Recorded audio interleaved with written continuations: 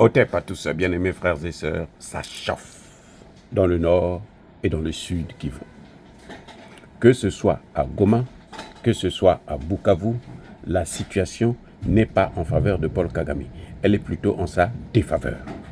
Elle est en défaveur de Kabila. Tout ce qu'ils ont fait, tout ce qu'ils ont investi, tous les moyens, toute la propagande qu'ils ont fait est en train de s'effriter, est en train de s'écrouler. C'est vraiment un château de cartes qui est en train de tomber. Les amis, je vous donne 3 caractéristiques aujourd'hui des terreaux rwandais. La faim, la peur et l'abandon. Ah oui. La faim, pourquoi? Parce qu'ils ne sont pas payés. Parce qu'ils n'ont pas de ravitaillement. Ils n'ont même plus le ravitaillement en armes. Ils n'ont même plus des armes pour combattre. Ils sont abandonnés à eux-mêmes. Les amis, vous venez dans un territoire étranger. Vous réussissez à prendre des pans de territoire, des villes entières, et vous y êtes, vous n'avez plus de ravitaillement. Il y en a des soldats rwandais qui actuellement ont passé près de 6 mois sans avoir reçu un seul dollar. Le rêve du bonheur qui les attendait en RDC est en train de disparaître. Et oui, on leur disait que vous arrivez, vous allez avoir les terres, vous allez tout avoir, vous allez être des généraux, vous allez être ceci dans l'armée congolaise, et puis bon, le Congo vous appartiendra. Non, c'est un faux, c'est un mensonge, c'est une manipulation, ça ne marche plus, ça ne passe plus. Les soldats, la milice rwandaise, les terreaux sont obligés actuellement de quémander la nourriture, de quémander de l'eau dans les villages auprès de la population qu'ils sont en train de massacrer. Quelle peut être la situation, la réponse de ces populations? Est-ce que vous croyez qu'ils vont les acclamer, ils seront contents, ils vont sauter, ils vont se réjouir? Non, ce n'est pas possible. Donc la situation est en train de devenir de plus en plus coriace. C'est incroyable. On leur avait promis un salaire de 600 dollars américains par mois. Ben, ils passent 6 mois sans avoir vu un seul dollar. Les amis, c'est incroyable, mais vrai. Ça, c'est la faim, la peur. Mais ces soldats sont même abandonnés. Ils n'ont plus de chef. Et tous les officiers, là, ils ont fui. Ils ont disparu. Ils sont seuls, abandonnés à eux-mêmes. Ils ne savent plus quoi faire. Ils ne savent plus où aller. Ils ne savent plus quel ordre exécuter. Ils ne sont pas en contact avec Kagame. Ils ne sont pas en contact avec Kabila. Ils sont en contact avec personne.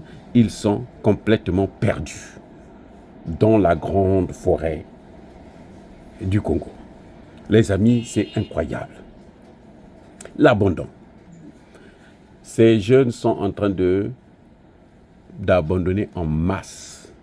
C'est par dizaines, par centaines qu'ils fuient le front. Les villes qu'ils avaient occupées là, Goma, Bukavu, eux-mêmes, ils quittent Goma, ils quittent Bukavu pour aller je ne sais où. Il y en a qui se fondent dans la population, qui enlèvent l'uniforme pour se fondre dans la population, mais la population, on les connaît. Dans ces villages, tout le monde se connaît.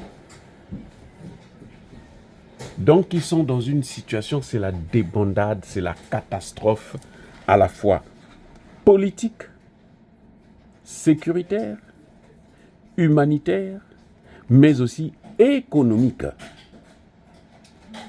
Pendant ce temps, les soldats congolais, qu'ils étaient considérés comme les moins équipés, les moins structurés, ce sont eux qui sont en train de reprendre du terrain. Parce qu'ils ont leur salaire, ils ont 500 dollars américains par mois et une prime de 20 dollars par jour. Ce qui revient à dire qu'il y en a qui, si c'est 20 dollars par jour, multiplié par 10, ça fait 200, ça fera près de 600. Donc, ils vont jusqu'à plus de 1000 dollars par mois. pour ceux qui sont sur le terrain tous les jours. Et c'est une situation que les autres voient. Ils ont des drones maintenant, ils ont des avions de combat, ils ont le ravitaillement, ils sont nourris. Non seulement ils ont leur salaire, mais ils sont nourris. Ils reçoivent leur repas tous les jours. Le moral.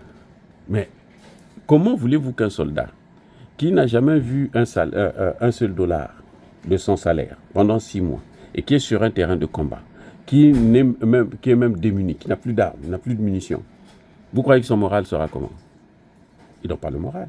Alors que les Congolais savent que, ils sont en train de combattre pour préserver leur territoire, leur terre, la terre de leurs ancêtres. Donc, ils combattent avec détermination et résilience. C'est ça la particularité. Monsieur Kagame a passé son temps à utiliser le génocide rwandais comme un argument pour mentir et pour manipuler la communauté internationale. Mais ça encore, ça ne passe plus. Il a beau insulter aujourd'hui les États-Unis, la Grande-Bretagne, la Belgique et le Canada, mais ça n'exclut pas, ça n'efface pas les sanctions, les effets des sanctions.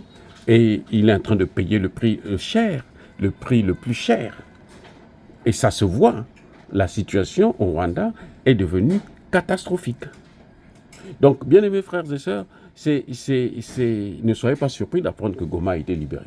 Ce n'est pas l'œuvre des Américains, c'est l'œuvre des Congolais. C'est la stratégie congolaise qui marche, qui a marché. C'est la stratégie de Tshisekedi qui a marché. Parce que Tshisekedi a coupé Goma de toute liquidité. Ils n'ont plus de liquidité là-bas. Plus de liquidité. Les banques sont vides. Donc vous pouvez pas aller avoir fabriqué une monnaie pour venir investir là. Ça ne peut pas. De toutes les façons, Kagame n'a pas l'argent pour faire ça. Il faut de l'argent pour faire ça. La fausse monnaie, on ne fait pas ça avec les cailloux. Hein? Vous croyez? Voilà. Donc c'est une situation terrible. Et je pense que Kagame devrait réfléchir maintenant à 2 fois avant de continuer à faire son cinéma. Soyez bénis, abondamment bénis par le Dieu de Kémite et par nos ancêtres. Vive l'Afrique éternelle. J'ai dit et j'assume.